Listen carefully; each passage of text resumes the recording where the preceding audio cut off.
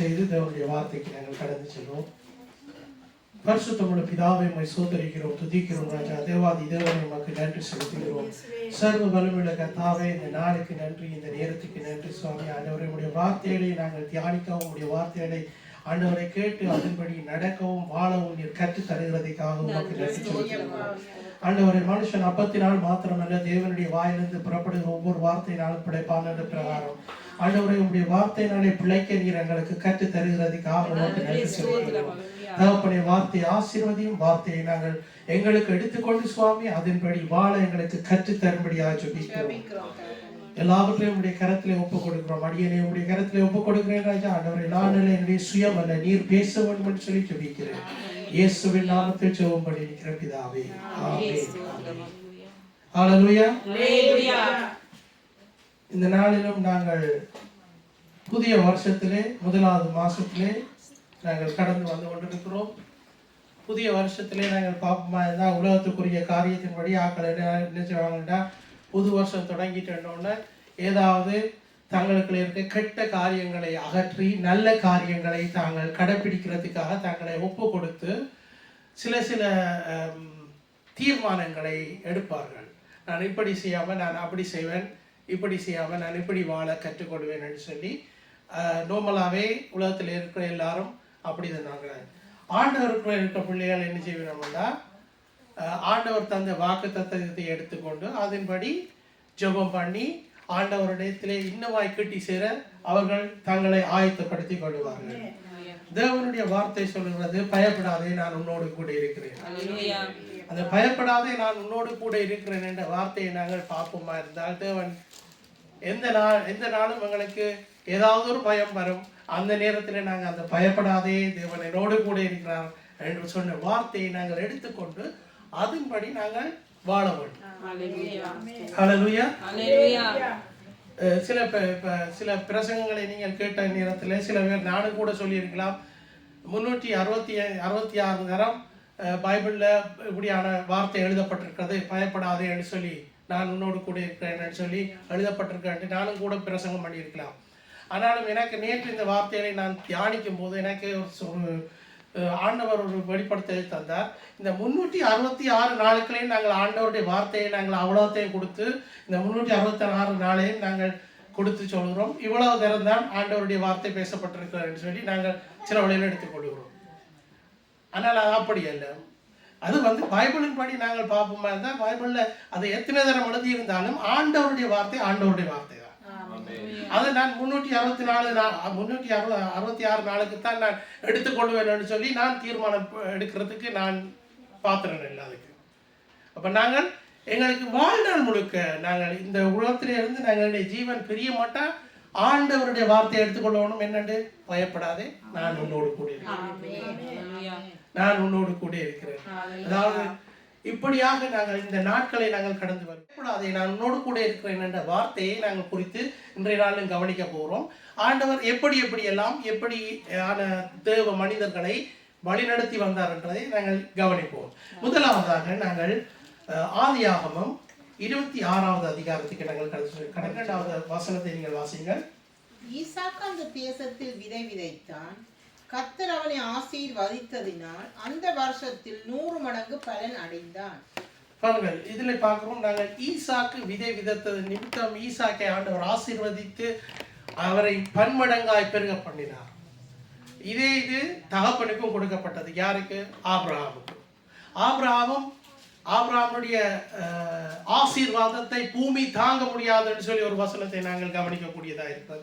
அதே போல ஈசாக்கு இந்த இடத்துல ஈசாக்கை நாங்கள் குறித்து பார்க்கிறோம். ஈசாக்கிலே சொல்லப்படுகிறது அவன் விதை விதைத்து ஆசீர்வாதம் பெருகினது. அதன் நிமித்தம் தொடர்ந்து நாங்கள் 13, 14, 13லேருந்து 17 மட்டும் நாங்கள் வாசிப்போம். நாங்கள் அதாவது இது எங்கே நடக்குது, என்னத்தினாலே நடக்குதுன்றதை நாங்கள் கவனிக்கக்கூடியதாக இருக்கும். நாங்கள் தொடர்ந்து வாசிப்போம். அவன் ஐஸ்வர்யவானாகி வர விருத்தி அடைந்து மகா பெரியவனானான். அவனுக்கு ஆட்டு மந்தையும் மாட்டு மந்தையும் அநேக பணிவிடைக்காரரும் இருந்தபடியினாலே பெலிஸ்தர் அவன் பேரில் பொறாமை கொண்டு அவன் தகப்பனாய ஆபிரகாமின் நாட்களில் அவனுடைய வேலைக்காரர் வெட்டின துறவுகளை எல்லாம் தூர்த்து மண்ணினால் நிரப்பி போட்டார்கள். அபிமெலேக்கு ஈசாக்கை நோக்கி, நீ எங்களை விட்டு போய்விடு, எங்களை பார்க்கிலும் மிகவும் பலத்தவனானாய் என்றான். ஆமென். பாருங்கள், இதிலே நாங்கள் வாசித்து நாங்கள் விளங்கி கொள்கிற பகுதி என்னவென்றால், ஆசீர்வாதம் அவனுக்கு மிகுந்ததா இருந்தது. ஆசீர்வாதம் ஈசாக்குக்கு பெருகினது.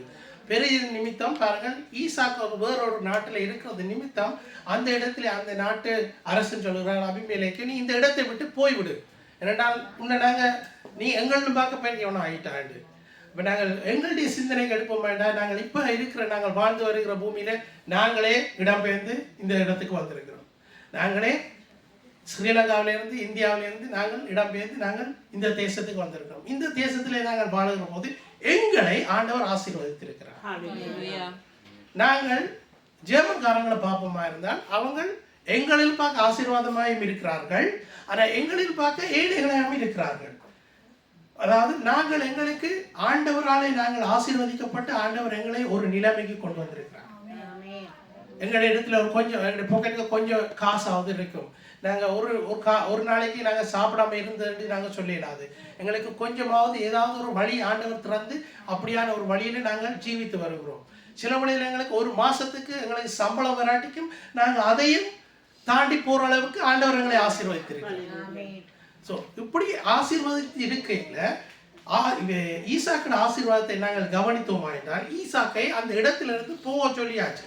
என்னன்னா, நீ இவ்வளவு பெருகிட்டான்னு சொல்லி இது நிமித்தம் நடக்கிற ஒரு சின்ன ஒரு சண்டை அந்த இடத்துல தொடங்குது. அதாவது ஈசாக்கு கிணறைக்கின்றது, அந்த முதல் அவர் கிண்டின கிணத்திலிருந்து தண்ணி வருது. அந்த தண்ணியை எடுக்கிறதுக்கு அந்த நாட்டு ஆக்களும் இவர்களுடைய ஆக்களும் மந்தைகளை கூட்டிக் கொண்டு அந்த இடத்துல தண்ணியை மந்தைக்கு தண்ணி அருந்துறதுக்கு போற இடத்துல தான் இந்த காரியங்கள் நிகழ்கின்றது. மந்தைகள் எல்லாம் பெருகினது. அது குடிய சொல்ல போனா ஒரு 100 ஆட்டு மந்தை, 100 மாடும் 100 ஆடும் அவர்கிட்ட இருக்கல. அவர் ஆயிரக்கணக்கிலே வச்சிருந்தார். அவருக்கு வேலைக்காரர்களும் கணக்கு இருந்தார்கள், இதுகளை கவனிக்கிறதுக்குன்னு சொல்லி. இப்படியே நாங்கள் பார்த்துட்டு போய்க்கல. அடுத்த வசனம் நாங்கள் வாசிப்போம். 19 வாசிங்க. ஈசாக்குடைய வேலைக்காரர் பள்ளத்தாக்கிலே வெட்டி அங்கே சுரக்கும் நீரூற்றை கண்டார்கள். தொடர்ந்து வாசிங்க. கேராரூர் மேய்ப்பர் இந்த தண்ணீர் தங்களுடையது என்று சொல்லி ஈசாக்குடைய மேய்ப்பருடனே வாக்குவாதம் பண்ணினார்கள். அவர்கள் தன்னோட வாக்குவாதம் பண்ணினபடியால் அந்த துறவுக்கு ஏசேக்கு என்று பெயரிட்டார். இப்படியே நாங்கள் தொடர்ந்து வாசிச்சுட்டு போக மாட்டோம். 19 இருந்து 21 மட்டும் நாங்கள் வாசிச்சுட்டு போகலாம். அப்படியே தொடர்ந்து அவர்கள் ஒவ்வொரு கிணறை வெட்டுறது, சண்டை பிடிக்கிறோம். அந்த கிணறை விட்டுட்டு வேறு இடத்துக்கு போடுறோம், வேறு இடத்துல கிணறை வெட்டுறோம், அங்கேயே சண்டை பிடிக்கிறோம், அடுத்த இடத்துக்கு ஒவ்வொன்றுக்கும் பேர் விட்டுட்டு போறார் அவர். அப்போ அவருக்கு இருக்கிறது என்னவென்றால், ஒரு நிலை இல்லாத ஒரு வாழ்க்கைக்குள்ளாக ஈசா கடந்து போகிறார். ஒரு நிம்மதி இல்லாத ஒரு வாழ்க்கைக்குள்ளாக, ஒரு சந்தோஷம் இல்லாத வாழ்க்கை. அந்த நேரத்திலே ஈசாக்கு என்ன செய்யறாருன்றா, ஆண்டவரிடத்திலே ஜெபம் பண்ணுகிறார். ஆண்டவரிடத்துல ஜெபம் பண்ணும் போது ஆண்டவர் அவருக்கு என்ன பதில் கொடுக்கிறார் என்பதை நாங்கள் வாசிப்போம். 24வது வசனத்தை நாங்கள் வாசிக்க கேட்போம். அன்று ராத்திரியிலே கர்த்தர் அவனுக்கு தரிசனமாகி, நான் உன் தகப்பனாகிய ஆபிரகாமுடைய தேவன், பயப்படாதே, நான் உன்னுடனே கூட இருந்து என் ஊழியக்காரனாகிய ஆபிரகாமின் நிமித்தம் உன்னை ஆசீர்வதித்து உன் சந்ததியை பெருக பண்ணுவேன் என்றார். ஆமென். ஹல்லேலூயா. ஹல்லேலூயா. அந்த நேரத்திலே ஆண்டவரிடத்திலிருந்து ஒரு வசனம் வருகிறது. என்னென்று, நீ பயப்படாதே, நான் உன் ஆபிரகாமின் தேவனாயிருக்கிறேன், நான் உன் சந்ததியை பெருக பண்ணுவேன் என்று ஆண்டவர் பதில் கொடுக்கிறார். ஆண்டவர் கொடுக்கிற பதில நாங்க அப்படியே ஏற்றுக்கொள்வோம். ஆண்டவர் கொடுத்த பதில ஈசாக்கு அப்படியே ஏற்றுக்கொண்டார். என்னென்று ஆண்டவர் எனக்கு சொல்லி இருக்கிறார், பயப்படாதே. அப்ப நாங்கள் பார்த்தோம், ஈசாக்கு ஒரு சண்டை நடக்கிறது. அந்த சண்டை நிமித்தம் அவர் ஈசாக்கு தேவன் கொடுக்கிற ஒரு வார்த்தை என்னென்றால், நீ பயப்படாதே, நீ பயப்படாதே, நான் உன்னோடு கூட இருக்கிறேன், நான் உன்னை ஆசீர்வதிப்பேன். அடுத்ததை நாங்கள் கவனிப்போம். அடுத்த வசனம் 1 ராஜாக்கள் 17வது அதிகாரம் 9வது வசனத்தை நாங்கள் பார்ப்போம். எழுந்து சீதோனுக்கு அடுத்த சாரிபாத் ஊருக்கு போய் அங்கே தங்கியிரு, உன்னை பராமரிக்கும்படி அங்கே இருக்கிற ஒரு விதவைக்கு கட்டளையிட்டேன் என்றார். ஹல்லேலூயா. இந்த இடத்திலே சொல்லப்படுகிறது என்றால் எலியாவை குறித்து சொல்லப்படுது. எலியாவுக்கு கொடுக்கப்படுகிற ஒரு வார்த்தை, எலியாவுக்கு ஆண்டவர் சொல்றார், நீ இந்த இடத்தை விட்டு வேற ஒரு இடத்துக்கு போ, அந்த இடத்துல ஒரு விதவை இருக்கிறா, அவன் உன்னை கவனிப்பான்னு சொல்லி. அதாவது எலியாட ஸ்டோரியை நாங்கள் கொஞ்சம் குறுக்கிறதுக்கு நான் உங்களுக்கு இதை சொல்லுகிறேன். எலியா அந்த இடத்துல இருந்து போக வேண்டி வந்துட்டது. அவர் போகிறார். முதலாவது நாள் அவருக்கு காகத்தின் ஊடாக ஆண்டவர் போஷிக்கிறார். எத்தனை பேருக்கு தெரியும்? முதலாவது காகத்தின் ஊடாக. ரெண்டாவது ஆண்டவருடைய வார்த்தை வருகிறது, ஒரு விதவை உன்னை போஷிப்பாடு. விதவை இடத்துல அந்த ஆண்டவர் அந்த இடத்துல இருக்கிற விதவை தேடி அவர் போய் அந்த இடத்துல விதவை சந்திக்கிறார். நாங்கள் 12வது வசனத்தை நாங்கள் வாசிப்போம். 12வது வசனம், 17வது அதிகாரம் 12வது வசனம். அதற்கு அவள், பானையில் ஒரு பிடி மாவும் களையத்தில் கொஞ்சம் எண்ணெயுமே அல்லாமல் என்னிடத்தில் ஒரு அடையும் இல்லை என்று உம்முடைய தேவனாய கர்த்தருடைய ஜீவனை கொண்டு சொல்லுகிறேன். இதோ நானும் என் குமாரனும் சாப்பிட்டு செத்து போக அதை எனக்கும் அவனுக்கும் ஆயத்தப்படுத்துகிறதற்கு 2 விறகு பொறுக்குகிறேன் என்றாள். இதுல நாங்கள் கவனிக்கிறோம் என்னென்றால், அந்த விதவை விறகு பொறுக்கிற நேரத்திலே எலியாவை சந்திக்கிற நேரத்துல அந்த விதவை சொல்கிறார், என்னட்ட இருக்கிற அந்த கொஞ்சம் மாவும் அந்த கொஞ்சம் எண்ணெயிலும் நான் கடைசியா ஒரு அப்பத்தை செய்து நானும் என் மகனும் சாப்பிட்டு செத்து போறதுக்கு ஆயத்தப்படுத்தி கொண்டிருக்கிறேன். வர்றவர்கிட்ட ஒன்றும் இல்லை, ஆனா அங்க இருக்கிறாங்கள்ட்ட கணக்கே இல்லை. ஆனா ஆண்டவர் அந்த விதவையும் ஆசீர்வதித்தார், வந்தவரையும் ஆசீர்வதித்தார். ஹல்லேலூயா. அப்படியான ஒரு நிலைமை கூடாக எலியா கடந்து போய் கொண்டிருக்கிறார். இது என்னத்தின் நிமித்தம்? பஞ்சத்தின் நிமித்தம் இவர்கள் இந்த காரியங்களுக்காக கடந்து போக வேண்டியது. கொடுக்கப்பட்ட அந்த மாவும் அந்த அதாவது மாவையும் அந்த எண்ணெயையும் அவன் என்ன செய்யறான்? முதல் போய் தேவனுடைய வசனம், தேவனுடைய ஊழியக்காரன் சொன்னபடி அவர் சொல்லுகிறார் என்னன்னா, எனக்கு நீ ஒரு அப்பத்தை செய்து கொண்டு வா, அதற்கு பிறகு நீ உனக்கும் உன் மகனுக்கும் செய்ய சொல்லி அவர் சொல்றார். அதே போல அவர் என்ன செய்யறாண்டா, 13வது வசனத்தை வாசிங்கள். அப்பொழுது எலியா அவளை பார்த்து, பயப்படாதே, நீ போய் உன் வார்த்தையின்படி ஆயத்தப்படுத்து. ஆனாலும் முதலில் அதிலே எனக்கு ஒரு சிறிய அடையை பண்ணி என்னிடத்தில் கொண்டு வா, பின்பு உனக்கும் உன் குமாரனுக்கும் பண்ணலாம். ஆமென். ஹல்லேலூயா. அந்த இடத்திலே எலியாவுக்கு கூடாக கொடுக்கப்படுகிற வசனம், பயப்படாதே. ஆமென். பயப்படாதே, நீ முதல் எனக்கு கொண்டு வா, அதற்கு பிறகு நீயும் உன் மகனும் சாப்பிடலாம்னு சொல்லி எலியா கொடுக்கிற. அவருக்கு தெரியும் அவர் தன்னோடு கூட இருக்கிறவர் எப்படிப்பட்டவர் சொல்லி. அதற்காக தேவனிடத்திலிருந்து வருகிறதான ஒரு பதிலாக அவர் சொல்லுகிறார் என்னென்றால், தேவனால் பயன்படுத்தப்படுகிற மனுஷன் சொல்லுகிறது, பயப்படாது. அதாவது 2 தரம் நாங்கள் கவனித்தோம். இது 3வது தரம் நாங்கள் இப்ப கவனிக்க போகிறோம். எசாயா புஸ்தகத்திலே 41வது அதிகாரம் 10வது வசனத்தை நாங்கள் வாசிக்க கேட்போம். நீ பயப்படாதே, நான் உன்னுடனே இருக்கிறேன், திகையாதே, நான் உன் தேவன், நான் உன்னை பலப்படுத்தி உனக்கு சகாயம் பண்ணுவேன், என் நீதியின் வலது கரத்தினால் உன்னை தாங்குவேன். தேவனுடைய வசனம் சொல்லுகிறது, நீ பயப்படாதே, நான் உன்னோடு இருக்கிறேன், திகையாதே, நான் உன் தேவன், உன்னை பலப்படுத்தி உனக்கு சகாயம் பண்ணுவேன், என் நீதியின் வலது கரத்தினால் உன்னை தாங்குவேன். ஹல்லேலூயா. இந்த வசனத்தை நாங்கள் எங்க வாசிக்கிறோம்? எசாயா புஸ்தகத்தில். எசாயா புஸ்தகம் என்ன புத்தகம்? எசாயா புஸ்தகம் என்ன புஸ்தகம்? தீர்க்க தரிசன புஸ்தகம். தீர்க்க தரிசன புஸ்தகம் எப்ப எழுதப்பட்டது? கிறிஸ்து பிறக்கைக்கு. இப்ப நாங்க எப்ப வாசிக்கிறோம்? எங்கட காலத்துல நாங்க ஜீவிக்கல நாங்க வாசிக்கிறோம். எத்தனை காலத்துல நாங்க ஜீவிச்சு கொண்டிருக்கிறோம்? சரி, கணக்கு பார்க்க மாட்டோம், கொடுங்க. நான் என்னத்தை சொல்ல வர்றேன்னா, ஆண்டவருடைய வசனம் அன்றைக்கும் இன்றைக்கும் நாளைக்கும் ஒரே வசனம். எங்களுக்கு நாங்க இந்த காலத்துல நாங்க ஜீவிச்சு கொண்டிருக்கிறோம். நாங்க இந்த காலத்துல நாங்க வாசிக்கிற இந்த வசனம் சொல்லுவது, பயப்படாது. இந்த வசனம் எழுதப்பட்டது எப்பயோ எழுதப்பட்ட ஒரு தீர்க்க தரிசன வசனம். இந்த வசனம் நாங்க எங்களுடைய வாழ்க்கைக்கு எடுத்துக்கொள்கிறோம். ஆமென். நான் அந்த வாழ்க்கையிலே, நான் என்னுடைய வாழ்க்கையிலே நான் என்ன சொல்லணும்? நான் பயப்பட மாட்டேன், தேவன் என்னோடு இருக்கிறார் என்று நான் சொல்லும் போது ஆண்டவருடைய வார்த்தைகள் எனக்குள்ளே கிரியை நடப்பிக்கும். இறந்த காலம், நிகழ்காலம், எதிர்காலத்துக்கும் ஆண்டவருடைய வசனம் ஒரே ஒரு வசனம், பயப்படாதே, நான் உன்னோடு கூட இருக்கிறேன், நான் உன்னோடு கொடுக்கிறேன். ஆண்டவருடைய வார்த்தையிலே விசுவாசத்தை நாங்கள் வைக்க கற்றுக்கொள்ள வேண்டும். ஆண்டவருடைய வசனத்தை நாங்கள் கேட்டுட்டு போகாம அதிலே விசுவாசத்தை வைக்க கற்றுக்கொள்ள வேண்டும்.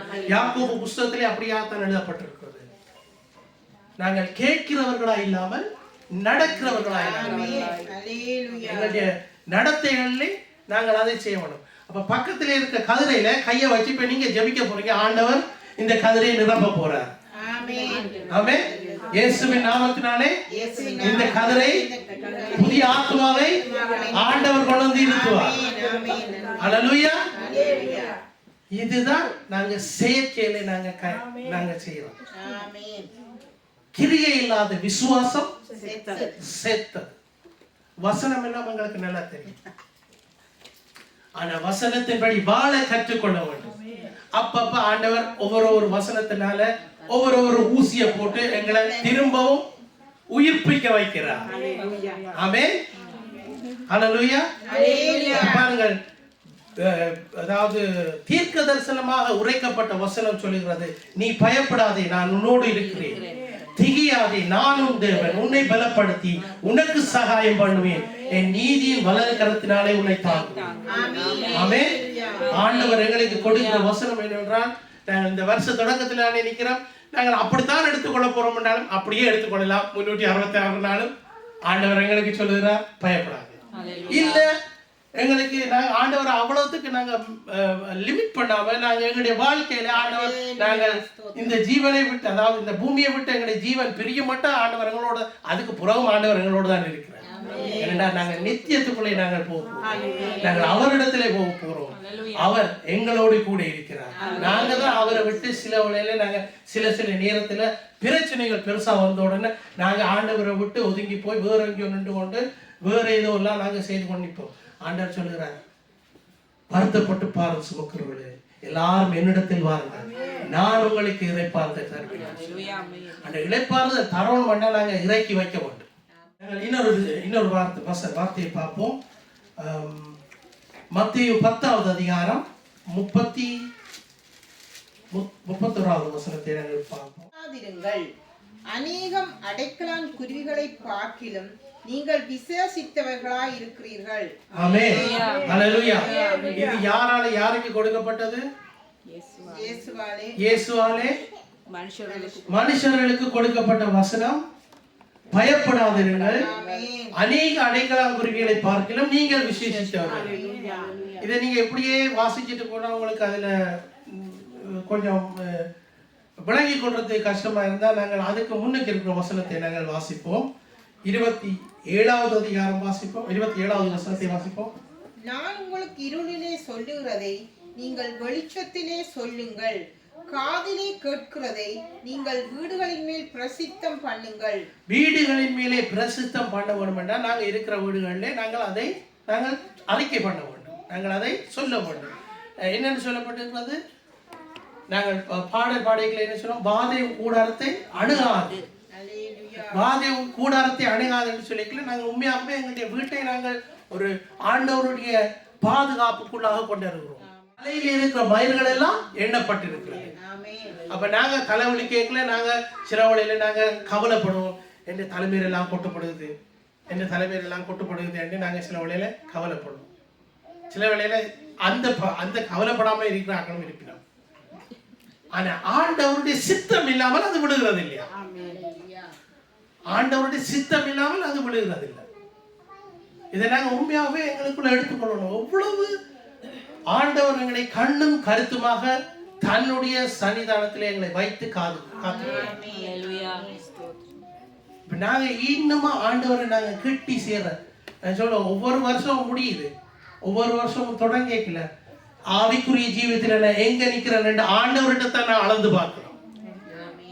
ஆண்டவர் தான் எங்களுக்கு ஒரு அடிமட்டமா இருக்கிறார்.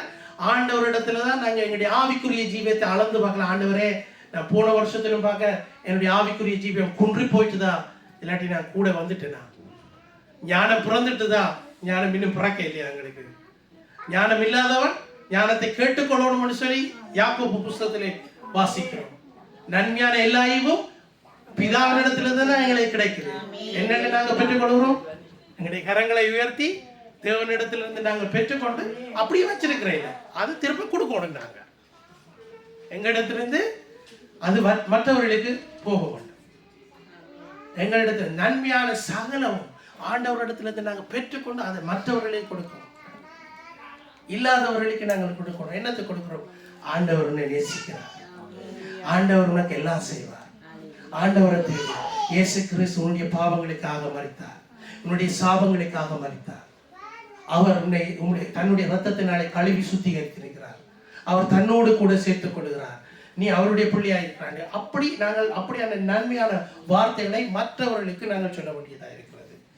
நாங்கள் கவனித்தோம் பாருங்கள், இந்த வசனத்திலே 30வது வசனத்திலே சொன்னபடி எங்களுடைய தலைமைகள் எல்லாம் எண்ணப்பட்டிருக்கிறது. அதனால் பயப்படாதிருங்கள், அநேகர் அடைக்கலான் குருவிகளை பார்க்கலாம் நீங்கள் விசேஷித்தவர்களாயிருக்கிறீர்கள். அடைக்கலான் குருவியே ஆண்டவர் கண்ணு கருத்துமா பாவிக்கிறார். அதிலும் பார்க்க நாங்க மேன்மையான. அப்ப நாங்க அந்த எங்களுடைய வலிவை நாங்க கண்டு கொள்ளணும். ஆண்டவருடைய கண்கள், ஆண்டவருடைய கண்களிலே நாங்கள் எப்படிப்பட்டவர்களா இருக்கிறோம் என்று சொல்லி நாங்க கண்டுகொள்ளணும். அப்ப உங்களுக்கு இந்த வருஷம் தோறும் ஆண்டவர் உங்களுக்கு என்ன செய்ய போறார்? உங்களை பாதுகாப்பார். ஏன்? பரப்புற காரணங்கள் ஆண்டவருக்கு தான் தெரியும். எப்படியான கஷ்ட காரணங்கள் எல்லாம் நாங்க கடந்து போகிறோம் ஆண்டவருக்கு தான் தெரியும்.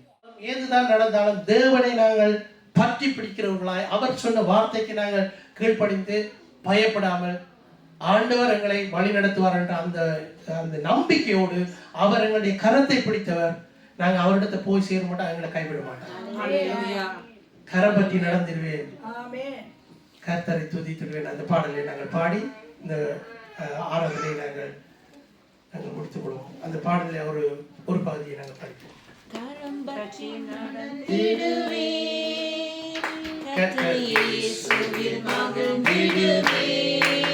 கைதட்டி உற்சாகம்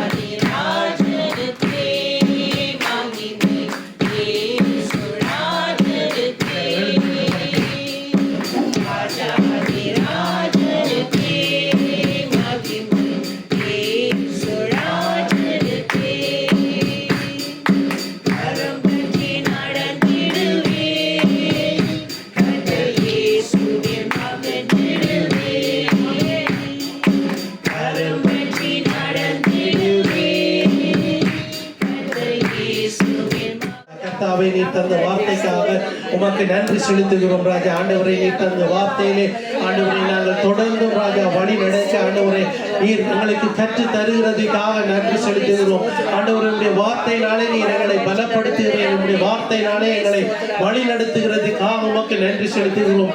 சர்வ வல்ல தகப்பனே, இந்த வேளையிலும் உங்களுடைய வார்த்தையை கேட்டு நாங்கள் ஒவ்வொருத்தரும் அதன்படி வாழ நீர் எங்களுக்கு கற்று தரும்படியாக ஜெபிக்கிறோம் ராஜா.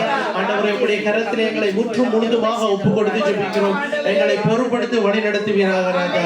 எங்களுடைய தேவைகளை ஆண்டவரை உங்களுடைய பாதத்திலே வைக்கிறோம் சுவாமி. ஆண்டவரை எல்லாவற்றையும் நீர் பார்த்துக் கொள்ளும்படியாக ஜெபிக்கிறோம். ஆண்டவரை அந்தந்த நேரத்திலே நீர் எங்களுடைய கைகளின் பலனை காண நீர் கற்றுத்தரும்படியாக ஜெபிக்கிறோம் ராஜா. எங்களுடைய கைகளின் கிரிகளை நீர் ஆசீர்வதித்திருக்கிறதுக்கு நன்றி செலுத்துகிறோம்.